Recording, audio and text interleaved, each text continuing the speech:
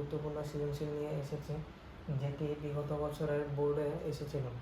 তাহলে আমরা সৃজনশীলটি দেখি। উদ্দীপকে বলা হয়েছে একটি পাত্রে উপর থেকে F1 নিউটন বল প্রযুক্ত হয়েছে এবং F1 নিউটন বল প্রযুক্ত হওয়ার ফলে উপরের দিকে F2 নিউটন বল প্রযুক্ত হয়েছে। অর্থাৎ নিম্নে F1 নিউটন বল প্রযুক্ত হয়েছে আর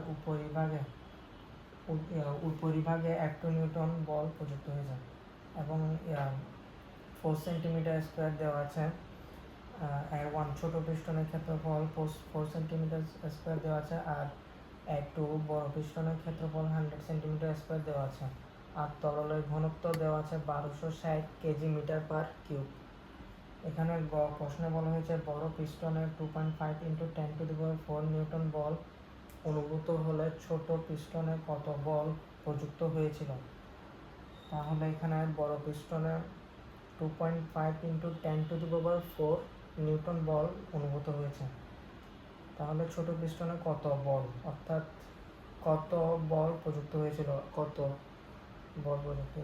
তাহলে আমরা এখন লিখি ছোট পিস্টনের ক্ষেত্রফল দেওয়া আছে A1 সমান 4 সেন্টিমিটার স্কোয়ার। উদ্দীপকে দেওয়া আছে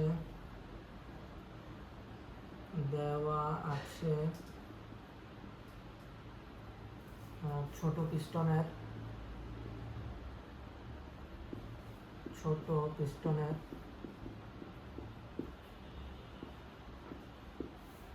ক্ষেত্রফল, অর্থাৎ এটি হলো ছোট পিস্টনের ক্ষেত্রফল হলো 4 সেন্টিমিটার স্কোয়ার। A1 সমান 4 সেন্টিমিটার স্কোয়ার। তাহলে সেন্টিমিটার স্কোয়ারকে মিটার স্কোয়ার নিতে গেলে 4 × 10⁻⁴ দ্বারা আমাদের গুণ করতে হবে। তাহলে 4 সেন্টিমিটার স্কোয়ার মিটার স্কোয়ার নিয়ে গেলাম 4 × 10⁻⁴ মিটার স্কোয়ার। আর বড় পিস্টনের ক্ষেত্রফল দেওয়া আছে, বড় পিস্টনের ক্ষেত্রফল A2 সমান 100 সেন্টিমিটার স্কোয়ার। 100 সেন্টিমিটার স্কোয়ারকে মিটার স্কোয়ার নিয়ে গেলে হয় 100 × 10⁻⁴ মিটার স্কোয়ার।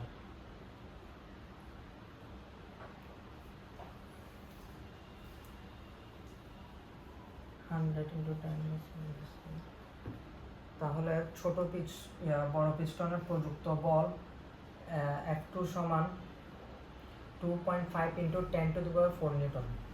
বড় পিস্টনে প্রযুক্ত বল F2 দেওয়া আছে উদ্দীপকে। বড় পিস্টনের প্রযুক্ত বল F2 সমান 2.5 × 10⁴ নিউটন। অর্থাৎ বড় পিস্টনের প্রযুক্ত বলটা গ নাম্বার প্রশ্নে দেওয়া আছে 2.5 × 10⁴ নিউটন। তাহলে আমরা এখন ছোট পিস্টনের প্রযুক্ত বলটা আমরা এখন বের করব। তাহলে আমরা জানি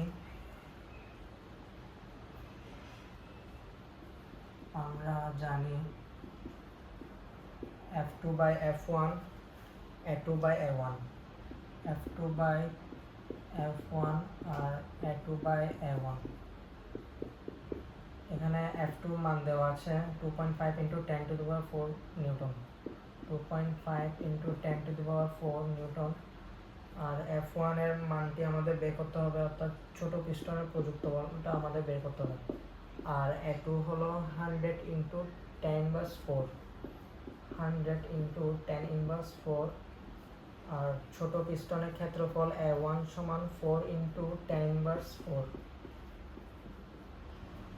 তাহলে এটা আমরা এখন ক্যালকুলেশন করতে হবে।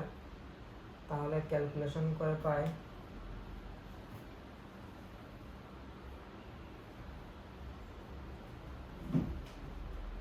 2.5 ×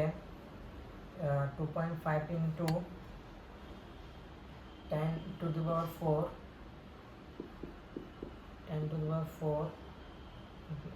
into 4 × 10⁻⁴। অর্থাৎ 2.5কে 2.5 ইন্টু 10⁴ 4 ইন্টু 10⁻⁴ উপরে উঠে গিয়েছে এবং এটির সাথে গুণ হয়ে গেছে, অর্থাৎ F2 বড় পিস্টনের প্রযুক্ত বলের সাথে 4 ইন্টু 10⁻⁴ ছোট পিস্টনের ক্ষেত্রফলটি উপরে গুণ হয়ে গেছে, আর নিচে হবে 100 ইন্টু 10⁻⁴, অর্থাৎ বড় পিস্টনের প্রযুক্ত বল।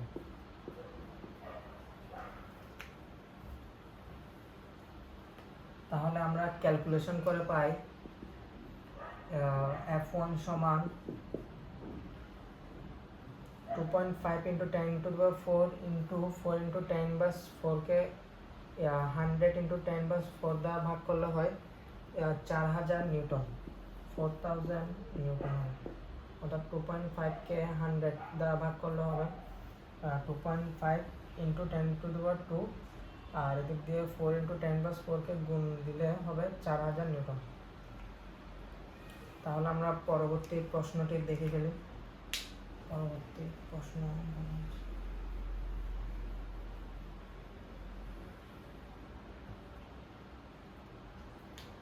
প্রশ্ন বলা হয়েছে প্রদত্ত 100 গ্রাম ভরের এবং 2 সেন্টিমিটার কিউব আয়তনে একটি বস্তু ছেড়ে দিলে আয়তনের একটি বস্তু ছেড়ে দেওয়া হলে বস্তুটি ভাসবে না ডুববে? বস্তুটি ভাসবে না ডুববে? তাহলে এটি আমরা দেওয়া আছে বস্তুটির ভর 100 গ্রাম, অর্থাৎ ভরকে আমরা m দ্বারা প্রকাশ করি। দেওয়া আছে বস্তুটির ভর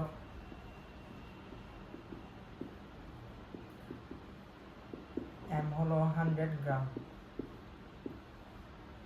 গ্রামকে কেজিতে নিতে গেলে 1000 দ্বারা ভাগ করতে হবে। তাহলে 1000 দ্বারা ভাগ করলে 0.1 কেজি, 0.1 কেজি হবে। আর অভিকর্ষজ ত্বরণ হলো 9.8, অর্থাৎ G = 9.8 metre per second square.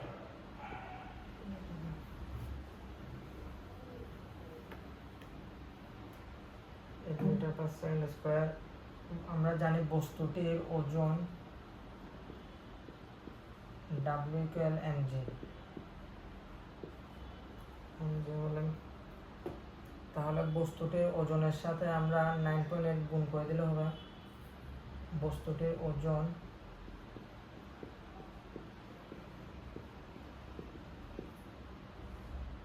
W = mg। বস্তুটির ওজন যদি আমরা ভর দ্বারা গুণ করে দিই তাহলে 9.8 ইন্টু 0.1 হবে 9.8 ইন্টু 0.1 হলো 0.98 নিউটন। আর বস্তুটির আয়তন দেওয়া আছে 2 সেন্টিমিটার কিউব। আয়তন V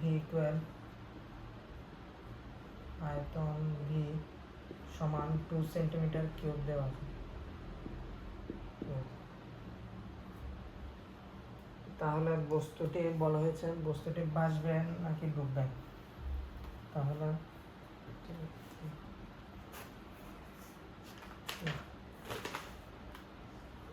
2 সেন্টিমিটার কিউবকে আমরা মিটার কিউবে নিতে গেলে হবে 2 into 10⁻6 metre cube.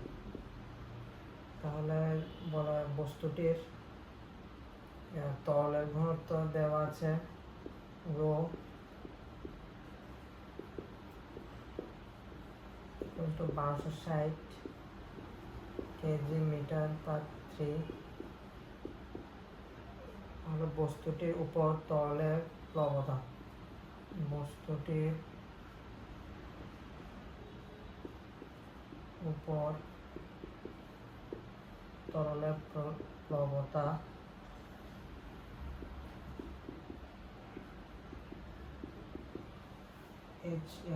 W2 = B rho g।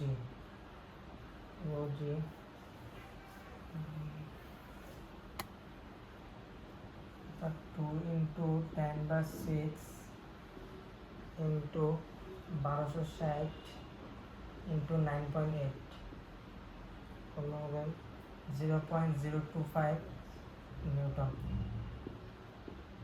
আর অর্থাৎ W1 থেকে W1 লেস দেন W2, অর্থাৎ বস্তুটি তরলে ডুবে যাবে। বস্তুটি তরলে ডুবে যাবে, কারণ এখানে W1 less than W1 greater than W2, অর্থাৎ W2 থেকে W1 এর মানটি বড়, তাই এখানে বস্তুটি ডুবে যাবে।